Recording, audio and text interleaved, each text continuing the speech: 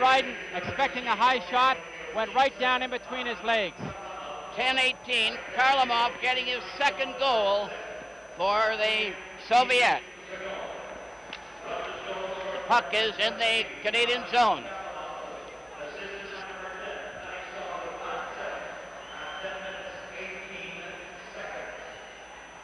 .10:18 was the time of the fourth Soviet goal, and the Soviets are great front runners. And there's a loose puck in front of the Russian goal.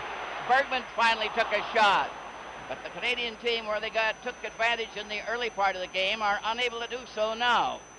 A quick break now for Mikhailov, coming down with Petrov, centered in front. Bergman failed to clear, it's right in front of the net. And that was a close call, with Blinov being there and fanning on it. Canadian team come to center ice. Couldn't get any farther. Mikhailov cleared it back into the Soviet zone. Esposito centered out in front. And Mahavlich nearly tipped one in past Tretiak. It was close. Blinov comes racing down. There's a shot on Dryden as Petrov.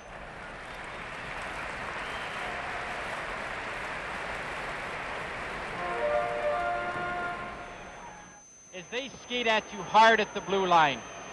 Team Canada is coming to the blue line. Esposito, Mahavlich, they're all waiting for the play on the blue line. The Soviets are skating down hard at the defenseman. They're pushing Team Canada's defense back into their end, and it's leaving a great area in the top of the slot, the top of the circles, and the Soviets are taking advantage of this. Yakushev, Shadrin, and Zeman are out there for the Soviet team, and a quick shot on Dryden right after the face-off. When a club does skate down at you hard, the defensemen have to back up a little faster, which gets them into their end, deeper into their end, a lot quicker than normal. Clark, Henderson out there with Ellis for Canada as Yakushev is ready for the face-off. The puck goes to the corner, Lapointe clearing it back to the net. Sealing comes over on the right side. Hasn't got that puck out yet. Shadrin kept it in. Then Zeman, number 11, clears into the corner. It's back to the blue line. A shot in front of the net. And it rolls off to the corner with Yakushev after it again. Into the corner for Shadrin. Then Zeman keeping it back to the blue line. Polediev gets his shot right on. And Dryden didn't seem to know where that was going. Canadian team finally get it out. Ellis over to Clark. The pass was too far. Here's Ellis trying to get the return, and Yakushev recovered. A forward pass to Shadrin. Shadrin, 19, passes over to Zeman. Zeman is upset by Henderson, who goes into the corner, holds it against the boards as much as he can. Zeman knocked it loose. Comes back to Zeman, back of the net. The Soviets still have possession. Zeman laying it back and over the line. Vladiev skates back to his own blue line as they start making changes. Now, there's going to be a penalty on the play. The goalkeeper skates off, and it's a penalty to Canada. This game is game 1 from Montreal.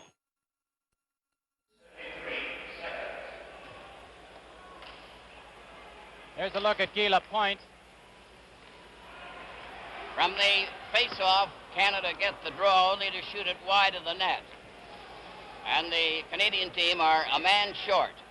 The Soviets have the edge as Vikolov cleared it over the line. Maltsev tried to clear out in front. Red Berenson had it hit his skate. Canada bring it back slowly to center ice, and Park didn't follow through. Maltsev lost it, only to have the defense player, Sagankov, let Maltsev take it over the line again. They're crowding around. Every man is up for the Soviet into the corner. Watch this passing. Quick pass over to Siganov, over to Lichenko, back to Sagankov. Right on, and Dryden made the save, but they always get that puck on the goal. Foster, that was a perfect example of the setup that the Russians used on their power play.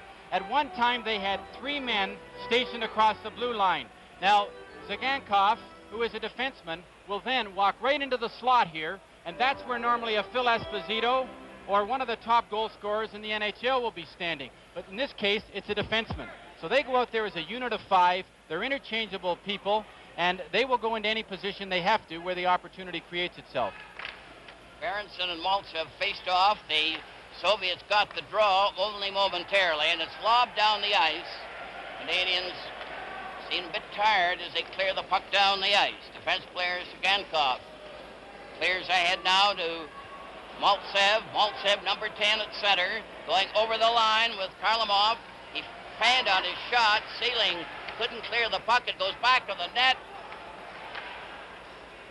Comes back to Lechenko. Lechenko, number 3, giving a chance for Vikolov. Vikolov shoots, and that was wide in the corner of the net. Maltsev in the corner, and they're still playing tic-tac-toe with that puck, and it's finally shot down the ice by Peter Mahovlich, with Sugankov clearing a forward pass to Lechenko. Ahead now to Blinov. Blinov going in, number 9. Lost the puck. Mahovlich shooting it, but not out. Here's a chance. A shot by Petrov was blocked on that play. Another pass by Gusev goes wide. Mahovlich starting back, going in the clear, going down to the shot, and he hit the side of the net. It was on the outside, and that's where the fog seems to be starting around that Soviet goal. Down the far wing for Blinov, cutting in on the defense. Here's a shot, a weak one, off Sealing's ankle. Goes back to the goal. Ori ahead to the point to center ice.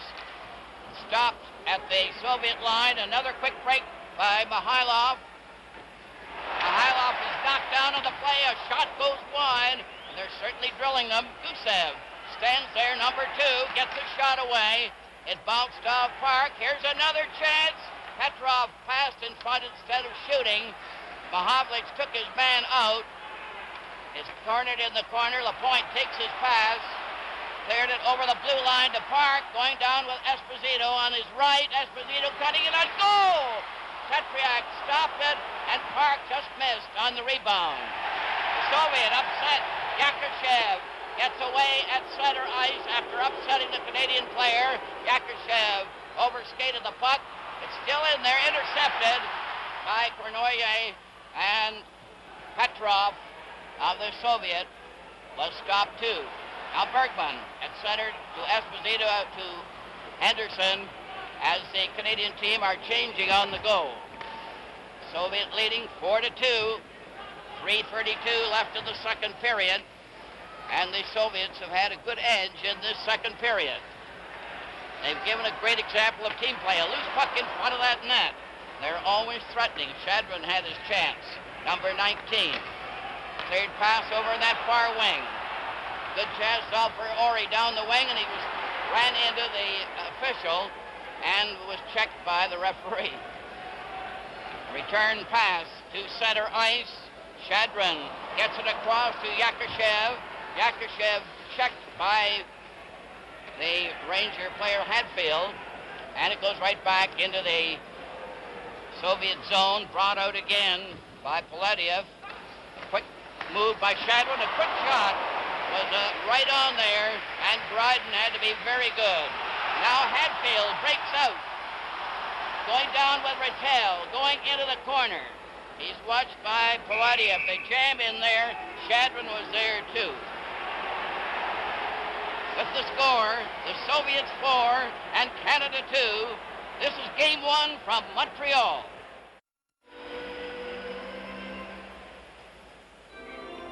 All set for the face-off in the Soviet zone. Rattel is taking it. Shadron got the draw, cleared a forward pass.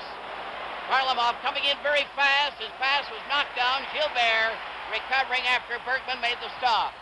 But they're certainly skating, these Soviets. A rolling pass and a quick pass now to Maltsev. Maltsev back at center ice with Vikolov. Vikolov takes the pass. Varlamov was trailing there, but the puck didn't reach him. Rattel for Canada is turned around by Varlamov. They mix it up a bit. Puck is still loose. Bergman coming out for Canada, over to Gilbert, back to Bergman, across the line. Sugankov stopped him. It rolls out at center. Maltsev is beaten to the puck by Park, number 5 for Canada. Puck rolls to Bergman again. Bergman knocked it off the boards to Peter Mahovlich. Here's a shot. And Tretiak covering that angle perfectly on every shot. Just there's no room anywhere. Karlamov gets the puck back to Ragulin for the Soviets, to Maltsev, number 10. Maltsev up over the line, a long shot. Dryden stopped it. Cleared to the side to Peter Mahovlich with Red Berenson at center. Mickey Redmond on the right side, offside. And it's called back to the Soviet blue line with 1 minute and 15 seconds remaining. Soviets 4, Canada 2. There's a look at Alexander Ragulin, 220 pounds, 6 feet. He's been in international hockey since 1963. Well, he's been rejuvenated, Brian. I think he's certainly moving fairly fast tonight. Blinoff goes over the line. Here's a close in. Mikhailov goes right in on goal. Mikhailov was right in on Dryden. They both fell to the ice.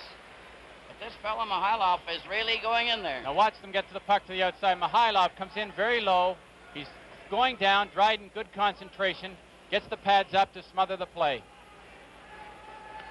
Face-off in Canada's zone to the left of Dryden. Petrov will take the face-off. Now Ellis comes out. He's replacing... Foster, Team Canada is having to expend so much energy in getting the puck in their own end that when they do actually get a rush, they seem to be tired out. The puck is still in the Canadian zone. Peter Mahovlich passed it right onto Petrov's stick. Petrov shot one, and it went over the glass into the crowd. 51 seconds remaining in the second period. Team Canada here is looking for breakout patterns that will get them up the ice, get them moving up the ice with some momentum, with some good speed, with some good puck control. The Soviets are intercepting almost everything they try. In the face-off, Canada gets the draw, but they didn't clear it out. It's Seelig now shooting it out off Clark's stick to center ice. Blinoff, number 9, left it for Kuzkin. A forward pass to Mikhailov went astray. They're against the boards. Puck rolls over into the Soviet zone, and Gusev, number 2, cleared to the center ice. Now Seelig for Canada, going up over the line, tried a lob pass. Gusev outguessed him by stopping with his skate. Blinoff passed right in front of his own goal, and Kuzkin cleared a long forward pass into the Canadian zone. Seelig going back, and it's called for icing. This has been wonderful hockey to watch if you realize that they've gone at times for 3 and 4 minutes without even a whistle. And that was one of the few straight passes that the Soviets have made, or in fact Team Canada. I think this has been as good hockey as I can remember seeing for many years, Foster. Right. And the amazing thing is that Canada scored the first 2 goals, and the Soviets have come back with 4 in a row without a reply from Canada.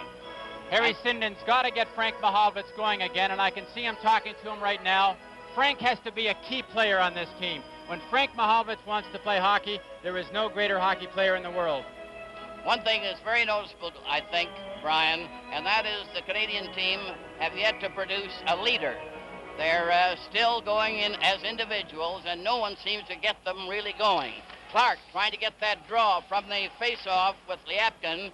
It goes down the ice, and it's going to be called for icing. And the face-off will be brought back. Foster, I can just imagine the Team Canada and the Soviets. I mean, the heat in this building is tremendous. And they must just be very, very tired players right now, and it's very tough for them to get up for this. From the face-off, they just had to drop the puck, and the period ends. With the score, the Soviets 4 and Canada 2. This is Game 1 from Montreal. Well, the Soviets went into the second period tied 2-2 after a stirring first period, but they indicated they were well on their way and improving every move. And it was Harlamov who scored 2 goals in that second period to more or less break it wide open for the Soviet team. 2:40 and 10:18 were the times of the 2 Soviet goals. previously, Esposito had scored for Canada, and Henderson made it 2-0. Then Zeman got the first one for the Soviet, and Petrov tied it up. And so it's a 4-2 game going into the last period when the Russians seem to be in control at this stage. Foster, at the end of this game, there will be a special presentation to each of the Canadian and Soviet series. A panel of writers and broadcasters will select the outstanding player from each team in each game. The player will be presented, with a hockey rink created especially for this series by the CTV and CBC television networks and the sponsors of these hockey telecasts. The presentation will take place immediately after the game on the ice surface. And Brian, the official attendance at tonight's game, 18,818. 18,818. I don't know if be a record, isn't it? Well, I'm not sure if it is a record or not, but if it isn't, there certainly isn't an empty seat in the Montreal Forum tonight. And I imagine there are quite a few really shocked. And incidentally, in this third period, they'll go 10 minutes, and then they change ends. That's according to the international rules. And then they have, of course, the last 10 minutes in that position. So it's something unusual for Canadian fans to see, but that's what happens in international hockey. They split the last period in half. And now we're lining up for the last desperate drive in the last period, and the Canadian team will have to improve to get back into contention. Petrov is out there with Mikhailov and Blinov for the Soviet. Kuskin rushes in on the clearing pass, and Blinov comes right back, number 9 at center for the Soviet, in on the defense. He's turned around by Bergman with Esposito clearing ahead on the left side to Cournoyer with Gusev going back to that. A loose puck, Canada recovery. Esposito had it, he gets shot in front of the net. Another lob went wide, and Esposito had a great chance there. Back come the Soviet team down the right side from Mikhailov, and he shot wide. It goes over to Petrov, who knocked it into the corner. Park playing it around back of the net with Mahovlich clearing on the right wing too far. Petrov broke it up. Blinov tried to go in on that side, stopped by Park. Park holds it momentarily long enough for a face-off with Petrov standing by. Once again, a good example of the tremendous strength the Soviets have along the boards. Brad Park made a good move to try and get away from him. The Soviets managed to hook him and hold him up against the boards. Park had no alternative but to freeze the puck. That's Yuri Blinov leaving the ice. He only is about 5 feet 7 inches. He weighs 157 pounds, but it's 157 pounds of muscle. Zeman, Shadrin, and Yakashev going out there for the Soviet. And Clark, Ellis, and Henderson for Canada.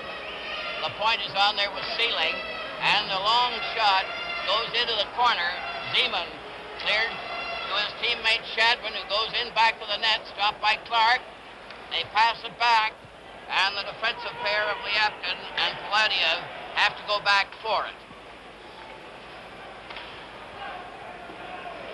Starting again, a pass is loose at center ice, finally grabbed off by Yakashev.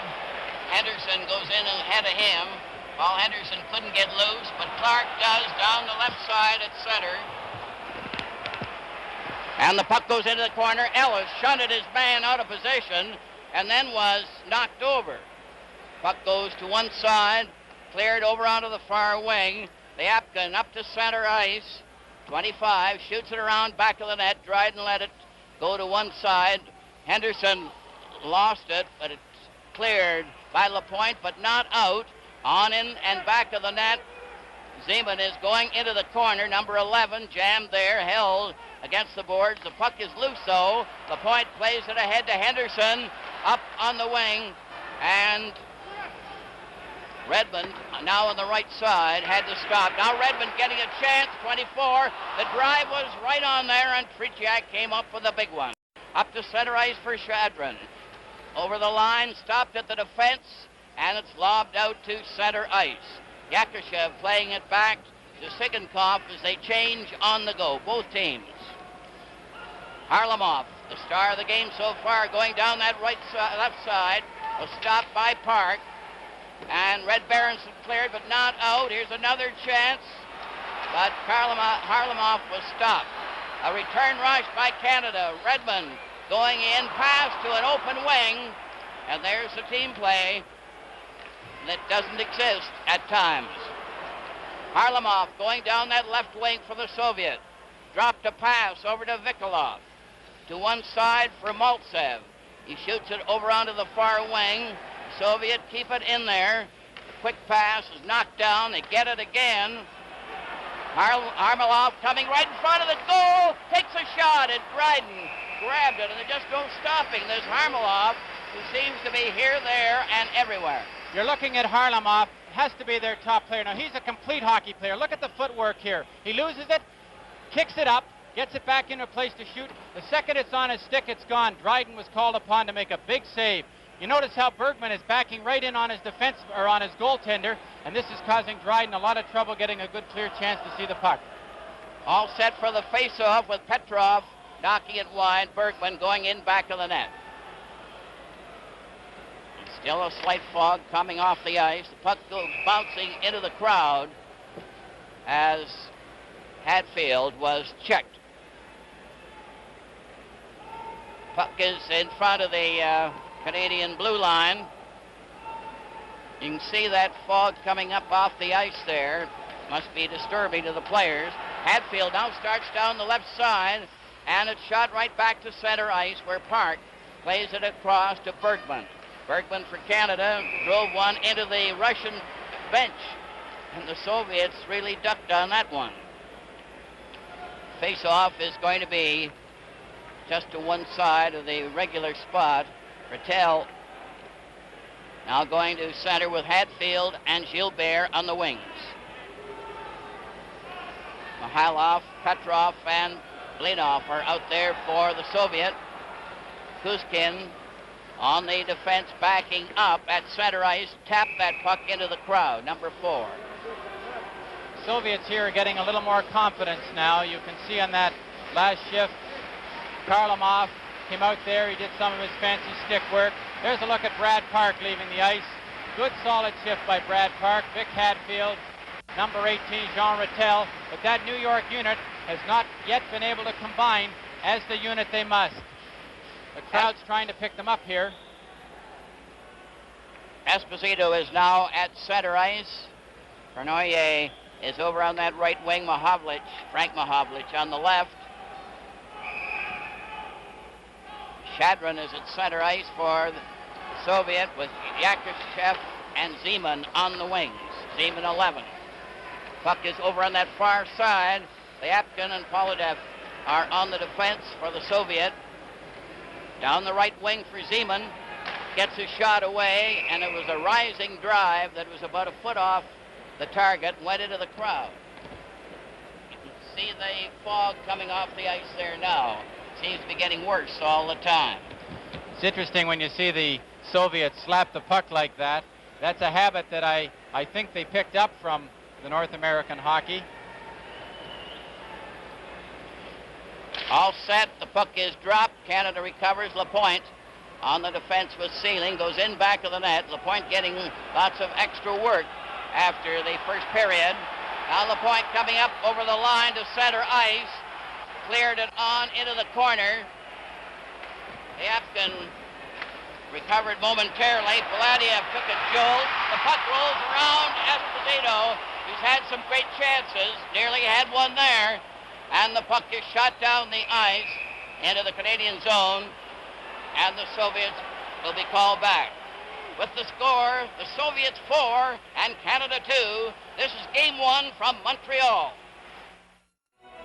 The face-off will be in the Soviet zone. Maltsev is ready for the face-off, but Clark moves away. Phil Esposito must feel a little bit like he's in that series against Montreal a few years ago. He just can't click around that net tonight. Now a quick pass on the right side. Vikolov took a long shot, another hot one too. Harlamov took another whack, then he bumps in to Sealing, gave him a jolt, recovered that puck.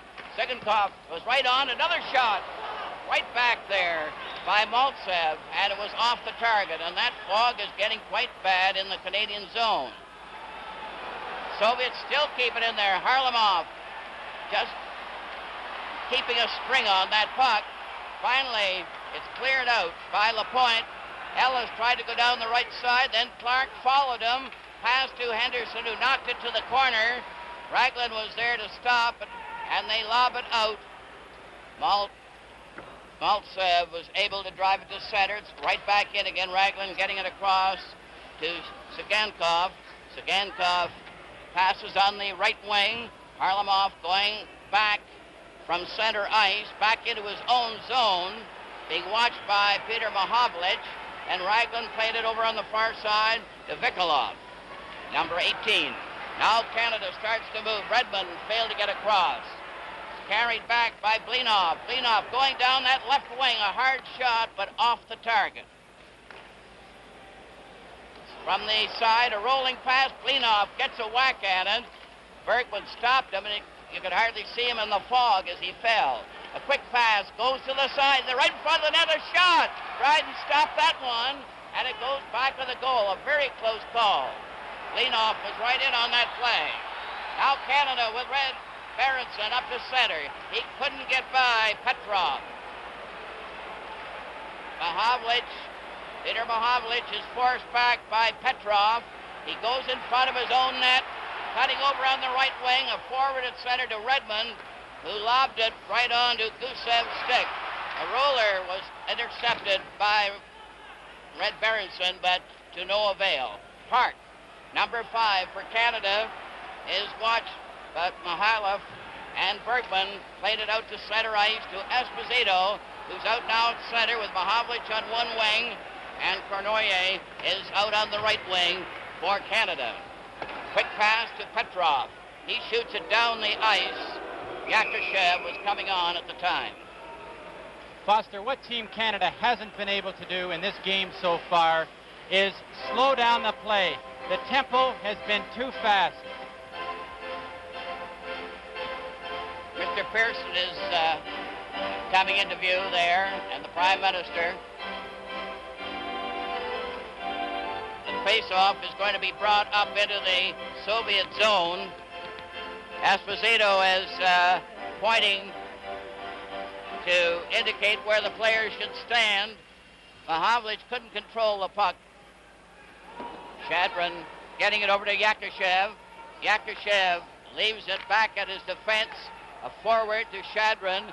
Stopped, but offside as Esposito couldn't get out in time as Cournoyer was trying to move in. Foster, as I was saying earlier there, one of the things that Team Canada hasn't been able to do, and they must get Bobby Orr into this series, because they need a player who can control the tempo. If they have to play it at this fast pace, they will not be able to beat the Soviets. From the face-off, the puck goes into the corner. They're jamming there. The puck is loose, though. Here's a pass that goes astray. Zeman brings it out. Yakushev going down with him. They shoot it around back of the goal. It's into the corner. Back to the blue line at center. It's grabbed off by Cournoyer. Coming in with a pass to Mahovlich right in. And he failed to lift the puck over Tretriak. Another shot on Tretriak, who is very steady. That one by Sealing. I don't think Frank Mahovlich would have missed that in the middle of the season. He fought for control of the puck, and this will happen. They've been practicing for 3 days. Perfect play by Cournoyer. Now Frank's struggling with it on his backhand. Doesn't quite get the control he needs to lift the puck up to the top of the net. When a goaltender comes out that far on you, you have to get the puck up. It is a great chance, and a goal at this stage is very important, one way or the other. Henderson for Canada centers out to Ellis. He tries to score! Clark deflected that one into the net. Clark from Henderson and Ellis. And the game has opened up again. That makes it Soviets 4, Canada 3. That was a beautiful shot by Ronnie Ellis because he was smart enough to keep the puck on the ice. He's shooting from a perfect area. Bobby Clark parked right on the goal step, and he just tips it in, and is he happy? A big goal for Canada because they now have 11 and a half minutes left, and it's now anybody's hockey game. This will really stir them up. This is what was needed for Canada. Now then, Canada on the move. A shot right on Petriak. The crowd are going wild. Park going from the corner. Tried to center out to Clark, who gets it back in the corner. And Maltsev is stopped with a Henderson getting the pass. Clark deflected that one into the net to put Canada back in the game. 4-3 for the Soviets. It's Sagankov clearing down the right side, closing right in front of the net. And the puck is batted down to the Soviet blue line, and the players change as they go along. Raglan clearing ahead to Harlamov. Henderson and Ellis got assists on Clark's goal to make it 4-3 for the Soviets and put Canada back in the game. Here they come again. Canada moving up over the line. Redmond takes a pass to Mahovlich, who missed it. Sealing takes a shot. Red Berenson recovers. Centers out off to the side. It goes into the corner. Lapointe fights for that puck, shooting it back to the net.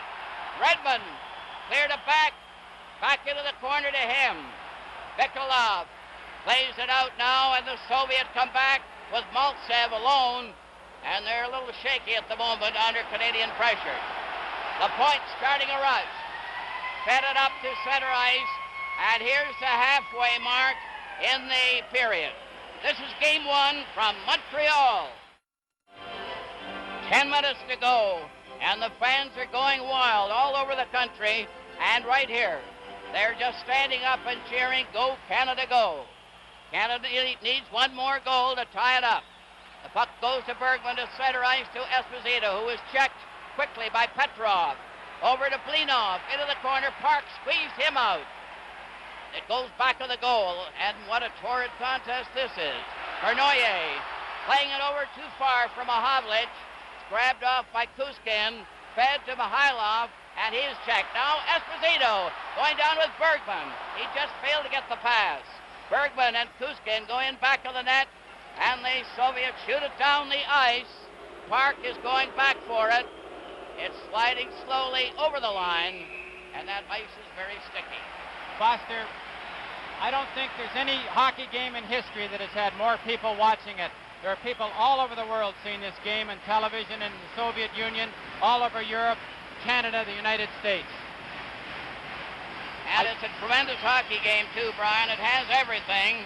I think that goal by Bobby Clark has shaken the Soviets' confidence a little bit here. They seem to go back in a bit of a shell, and they're now not so confident with only a one-goal lead, and this is what Team Canada needs. That will slow the tempo down. Team Canada is now starting to get the edge, and they're pulling it away from the Soviets again.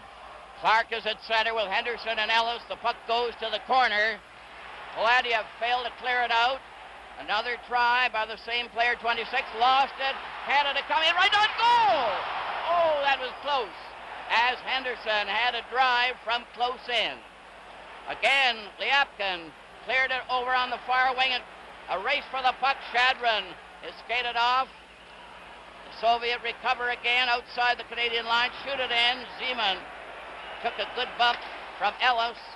Henderson tried to get a pass. It rolls out at center ice. And the puck goes high into the crowd when Lapointe was checked on that far side by the Canadian bench. Harry Sinden has good reason to be happy with this Clark, Ellis, and Henderson line, because there's no question that they are playing the best as a unit, and it shows every time they're out on the ice. Bobby Clark, I personally believe, is probably the best forechecker in the National Hockey League today. He's certainly doing great guns tonight. 8:40 left in the game. 4-3 for the Soviet, and Canada fighting hard to get back into a tie at least. Park goes back on a clearing shot behind his own goal. Rattel is out on the forward line with Gilbert and Hadfield. Rattel, 18, played it over on the far side to Hadfield. He drives it into the corner. A race for the puck. Lechenko was stopped. Rattel centered it. Tretiak stopped it. Lechenko stopped by Hadfield. Hadfield trying to dig it out from back of the net, and the play is stopped with Sagankov and Lechenko covering him. And that fog persists.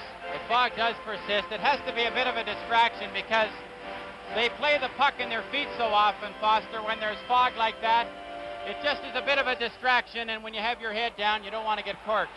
From the face-off, Canada gets the puck again. Rattel centered out in front of Gilbert. Gilbert centered it, and Hadfield failed to get the pass. Sagankov cleared out as Maltsev comes up at center ice. Maltsev, number 10, keeps on going past Park into the corner. Stopped by Gilbert and given a jolt against the boards by Hadfield. Lechenko couldn't cover his man. It's brought to center by Rattel. Gilbert races after it, gets it back of the net, centers it, and Mahavlich let a high one go. Soviet stop. Lechenko. Maltsev stopped. And Peter Mahavlich going in with Redmond. A drive is wide. And the Canadian team are fighting with everything. The puck slides out to center ice. Lapointe played it over to the open wing. Lapointe goes after it. Drives it on into the corner for Canada. In back of the net. And Lechenko clears the forward pass to Mihailov.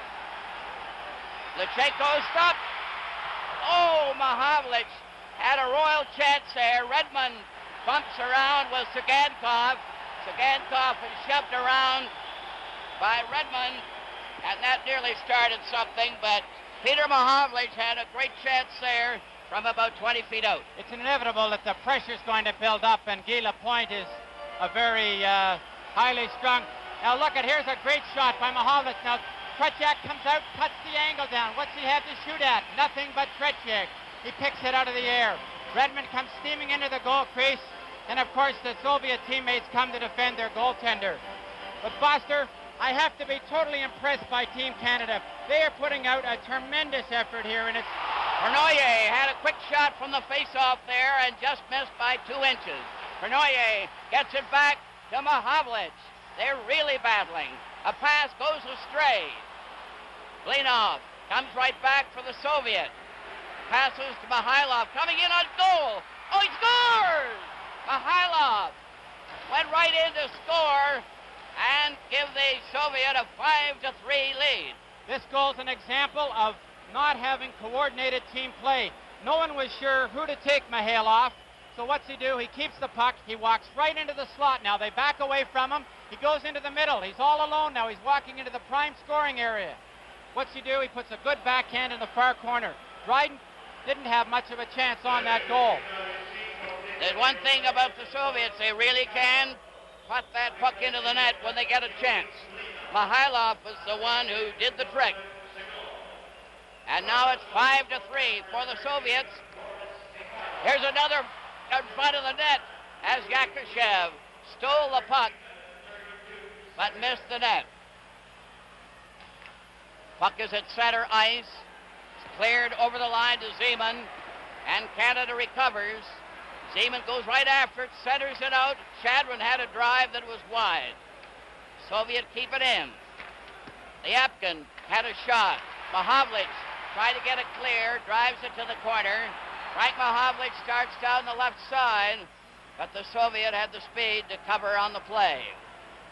The puck rolls back into the Soviet zone. Vladiev deflected one off Chadron's stick. Yakushev got up over the line. Here they're closing in. Zeman gets right in. He scores! Zeman went rushing right in to score for the Soviet. This is what the Soviets do. They score in bunches. They'll get you when you're down a little bit. Now Zeman just coasts in here. He miscues here with the puck. He's tripped up a little bit right there, but it comes back up to his stick. Dryden has already made his move, and he buries it in the far corner.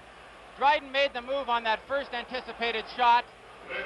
When he miscued, he was very lucky that it kicked back up to his foot, and he got by Dryden with his stick and threw it in the far side.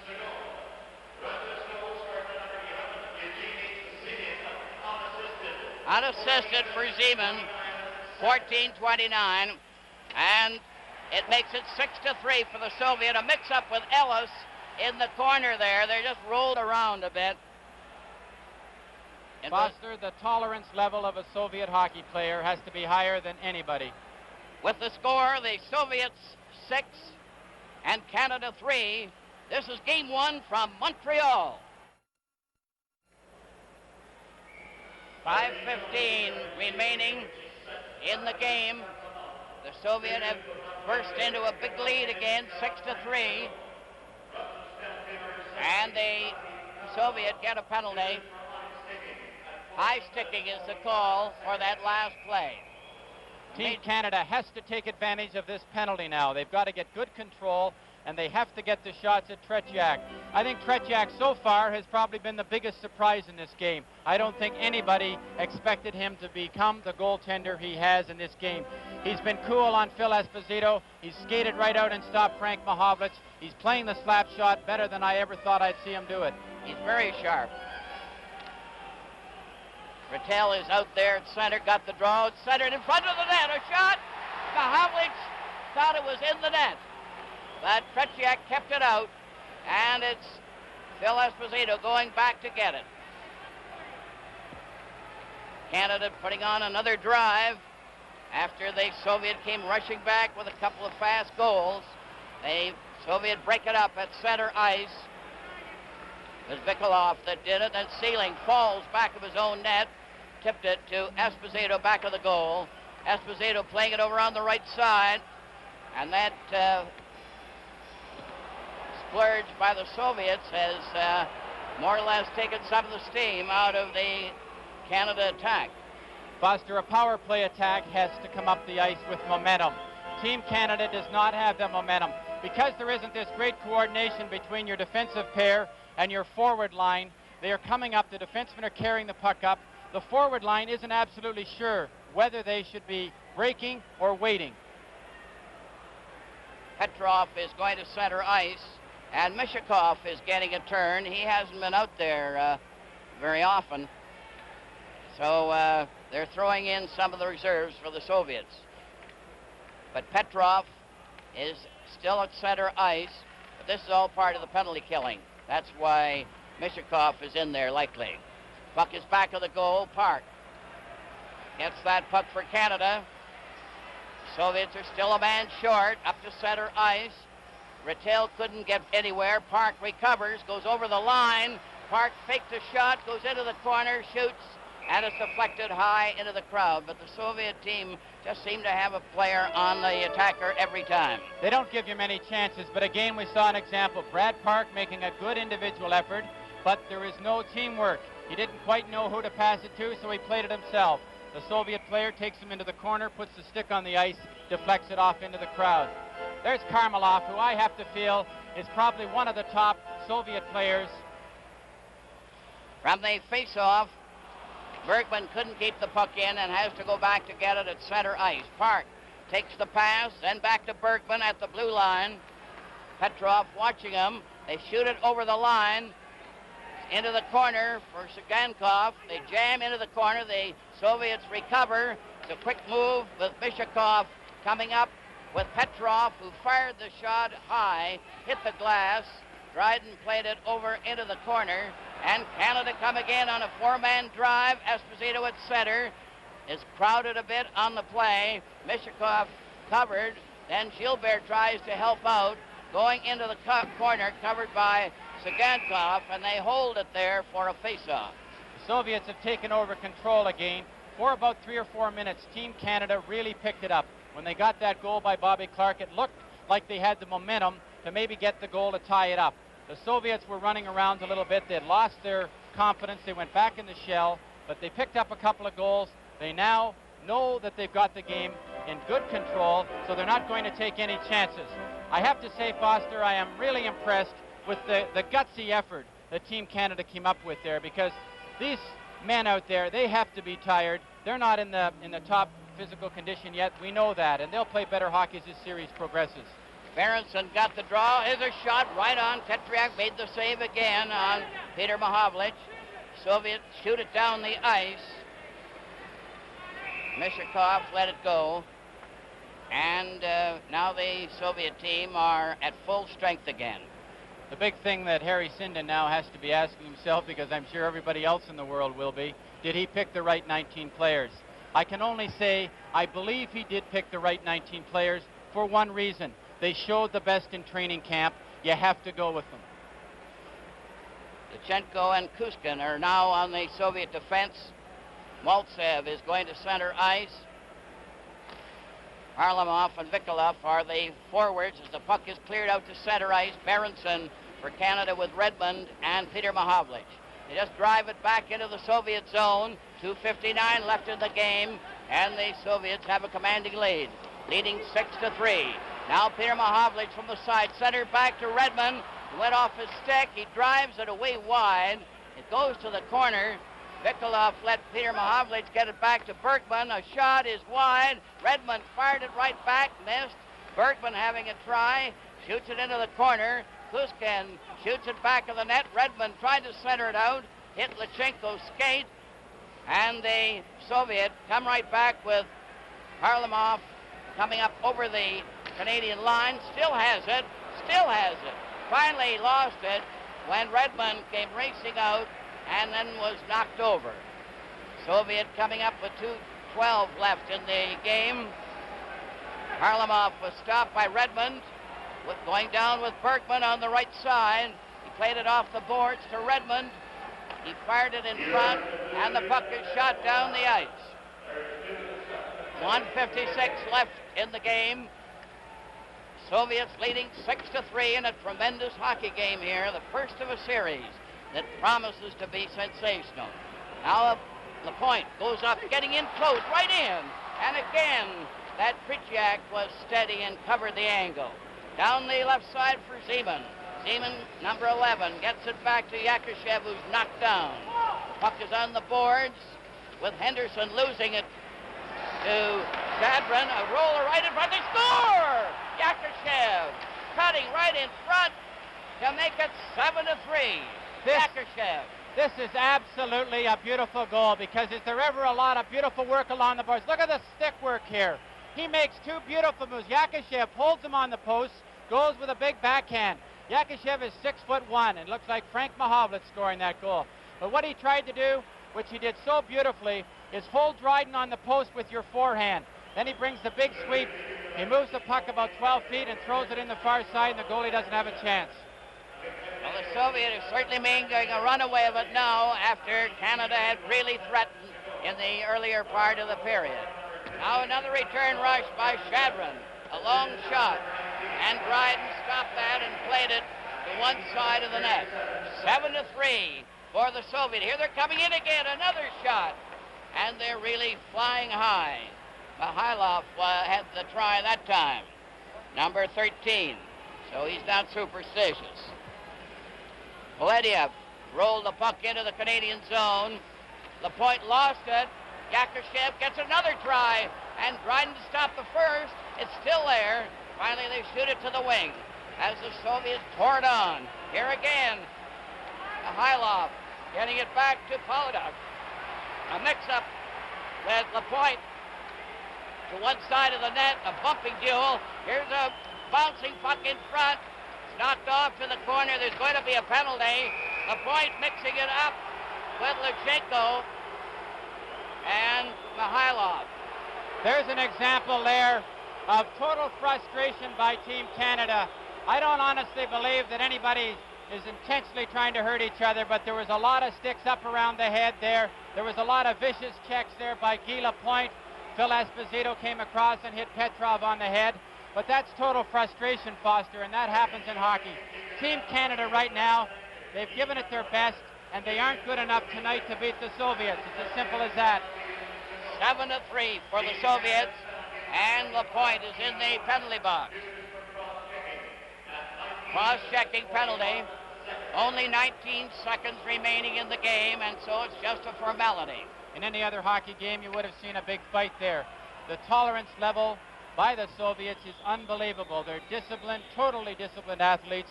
They're told not to fight, and they will take anything. But they'll also score a lot of goals against you. They've shown that tonight. Petrov slid one wide of the goal. Ori from the corner shoots it down the ice. Guskin let it go. Gusev goes back to recover. Gusev fed a forward pass at center ice. Blinov comes over onto the left wing, coming up at center ice, and the game is over. And the USSR have defeated Canada in the first game of an 8-game series by a score of 7-3. The Soviets 7, Canada 3. The final score, the Soviets 7 and Canada 3. This is game 1 from Montreal.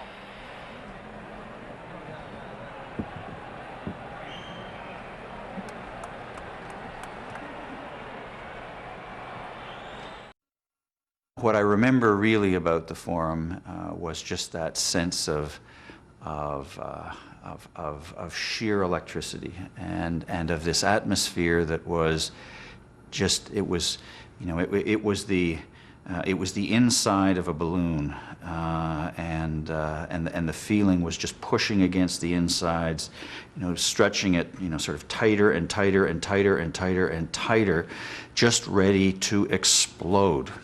And I mean, I had been in the forum many times, and where you could feel the building and feel everything inside that building, and I don't remember it feeling quite the way it did. And so no matter what the other anticipation had been in the previous month of how this was going to be easy and a lark and all the rest of it, once game time started to approach, the sense of enormity, the sense of importance, the sense of excitement just started to go, and I mean, you can tell it in that image, of the, and I remember, Phil Esposito describing that opening ceremonial face-off, and where he, as he said, he had to win that face-off. Ceremonial face-offs are not face-offs to be won. I mean, the dignitary drops the puck pretty much sits there, one of the captains picks it up, hands it to the dignitary, they shake hands, and that's the end of it. Well, Phil Esposito is there in that face-off circle as if there's 5 seconds to go, protecting a 1-goal lead, and it's in the circle nearest his net.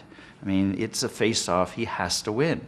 Now, that's not Phil unless the moment, generates that kind of Phil. And so no matter what Phil was feeling in the month before, that's what he was feeling, and that's what the rest of us were feeling at that moment. Now there was a nervous time. There was a nervous time, I tell you. During the national anthem, I leaned over to Brad and I said, "Brad, I think I just wet my pants." I mean, it was awesome. All of a sudden you stood there and I was talking to myself and I said, what is a kid from the Thistle Rink in Kenora, Ontario doing here? I mean, I was in awe, when you realized that the whole world was watching you. It was a pretty awesome thing. I think people, today it's easy to forget that back in 1972 we still had a Cold War going on, and a lot of people, certainly I'm one of them, this was a battle between our way of life and their way of life, and we know, having been in international hockey before, knew how they portrayed it, and every time they won it was a victory for their system over our system. And so we would get into that game, and that first period things started off going very well, and we're hitting, and I'm included, everything that is red that moves, we hit. The problem is we weren't in game shape. We were a long ways from game shape, I suppose, what they were. And by the second period, when we can hardly move, and still we can see Harmeloff coming by and just flying by, and it's like waving the flag, saying, "Honk, honk!" You went through a red light. But they had that game conditioning, we didn't, and until we got that, it was difficult. And by then we knew it, that we weren't in the condition we needed to be to play a quality team. Is there a winner or a loser in that series? The winner is society. Our society against theirs. That's what I believe. And that's what drove me. Not country, not hockey. Because those guys were as professional as we were. I don't give a damn what they say.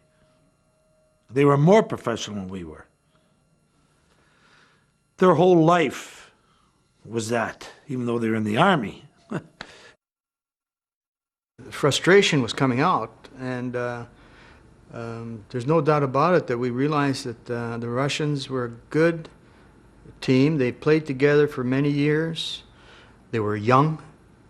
I was 32. I think the average age of the Russians might have been 24 or 25. I'm not quite sure, but some of their top players were only 21 years old, 22. And like Kharlamov, 24 maybe. He's been in Olympic competition, played against some NHL hockey players, feels he's good as anybody. And it showed. They came and made a very good impression. We start the game, boom, we get a goal. Within 2.5 minutes, we're up 2-0.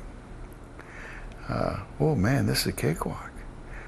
Gary Bergman, my defense partner, we finished out the first period, it's 2-2. So we come off the ice and we're sitting there, and he turns to me and he says, what do you think? I says, we're in trouble. He says, yeah, they're coming at us in waves. I said, are they ever? These guys are in shape, they're coming at us, we're in trouble. It was complete shock to everyone across Canada, I'm sure. The fans were shocked. We were completely shocked as players. We were caught off guard. It was not a good night. I don't think many of us slept very well. We all of a sudden had a reality check. Game one is over. We got blown out. What do we do from here? And I even remember Wayne Cashman walked into the room when that game was over. He wasn't playing that night. He walked into the room, and I think Phil was fairly close to me, and he walked in, and Phil's eyes met his, and I remember Phil saying, we got problems, we got troubles. Like, we knew now what was ahead of us. We knew we got ourselves into something here that could turn out to be not the way we envisioned it. And I think it all started to set in, and as the night went on and the next day, we all realized that already we're behind the 8 ball and we got a long way to go. And we also realized how important Game 2 was. Game 2 became critical.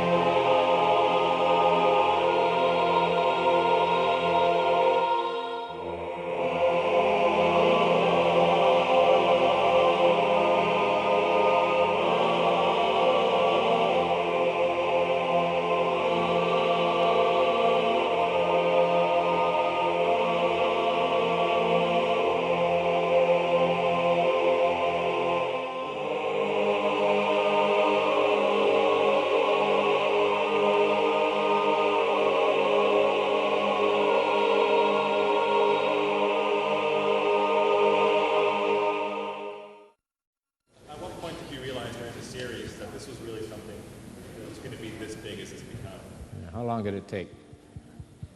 Pat, did you know? 5 minutes. No, really. Well, okay, that's a good point. What about the atmosphere / attitude you fellas had, or the whole team had, not just before game one and after game one? Was that an eye opener?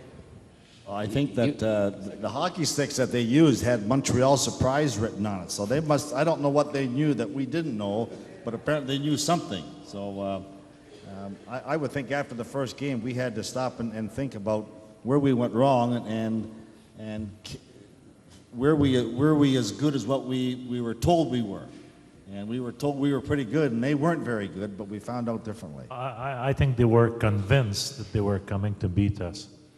You know, and it was very easy for them because nobody expected them to win. And if they do, they used to say, we came here to learn, but they had some pretty good hockey players.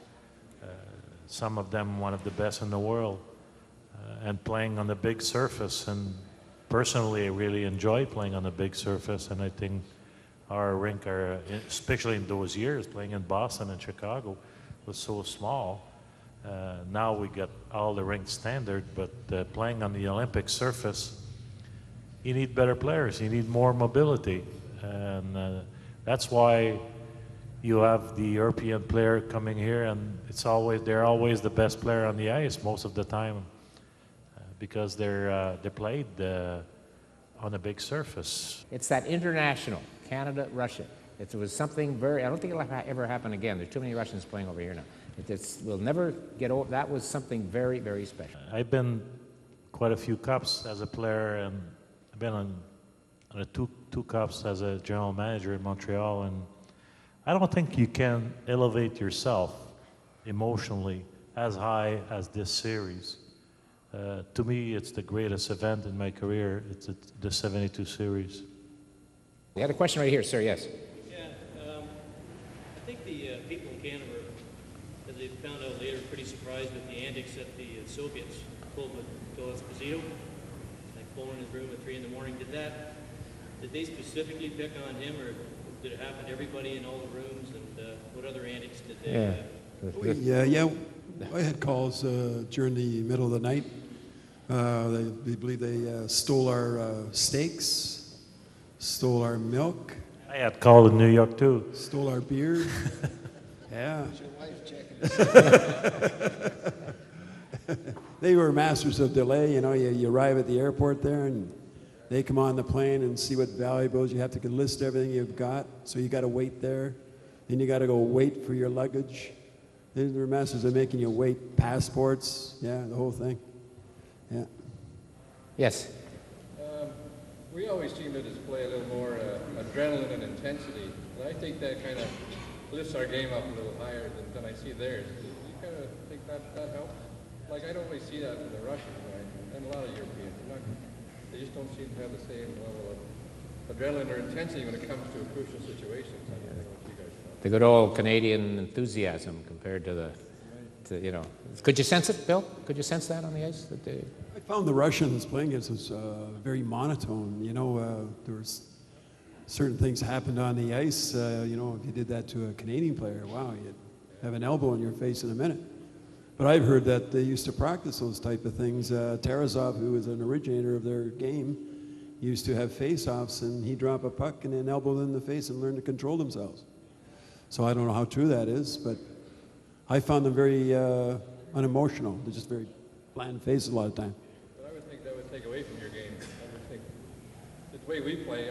Take away from our game, sure. Because we get really into it. Yeah. I thought it was about game 6 or 7 before we actually saw their face. We were always looking at their back.